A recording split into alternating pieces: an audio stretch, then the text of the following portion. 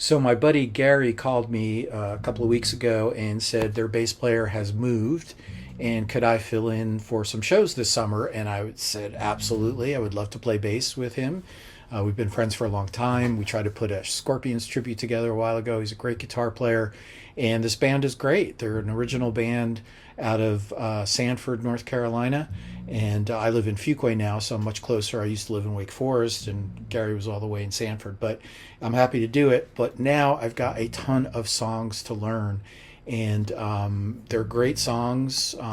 This is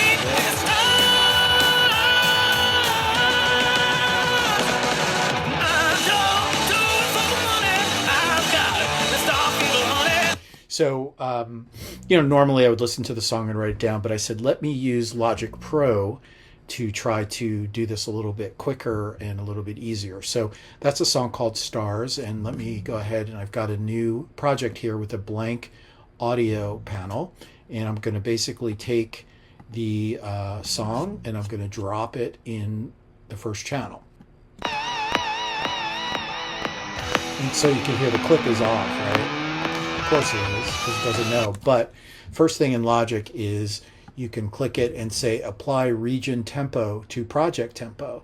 And it's actually going to go through and analyze the entire song and kind of shift it. And then it's going to put the tempo and change your tempo track so that you can see how the tempo changes. So this looks like they play to a click. So they're at 130 across the whole way, which is cool. But now when I play,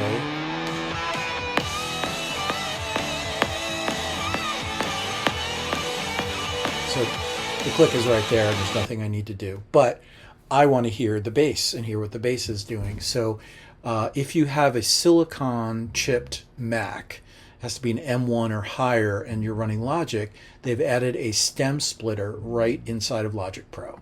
So you do stem splitter, and all I want to hear is the bass. So I'll split that out, and in about 2 seconds, now we've got the bass.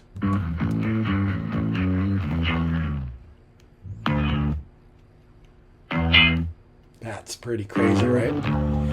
But I'd have to go out and track all this out, right? So wait, there's more. So what I can do is, I'll go ahead and unmute this track too, is using their flex time. I'm going to go ahead and duplicate this channel and duplicate the track. Make sure I'm lined up there.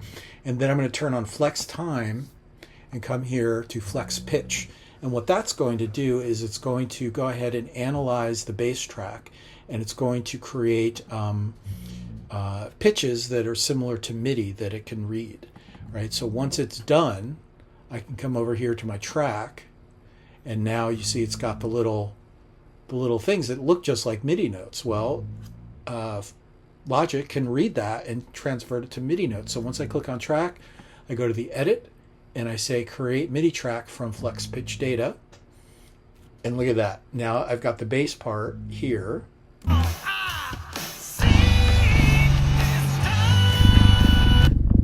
It doesn't sound great, but I don't need it to sound great. Matter of fact, I don't need to listen to it at all, because I'm going to go to the score. And I've got the whole thing written out for me. And places here where there's two pieces, I can go back to that point and say, well, that's probably going to be a D. So I'll click on that note and I'll delete it.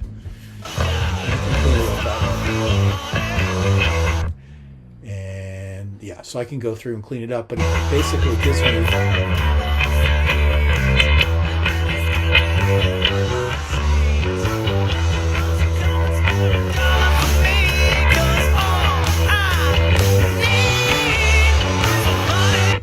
So now I can just look at the entire score as a sheet of music, print this out, and I'm done, and I'm ready to learn the track. So Logic is pretty cool. You need to learn music. That's a great way to do it. Thanks.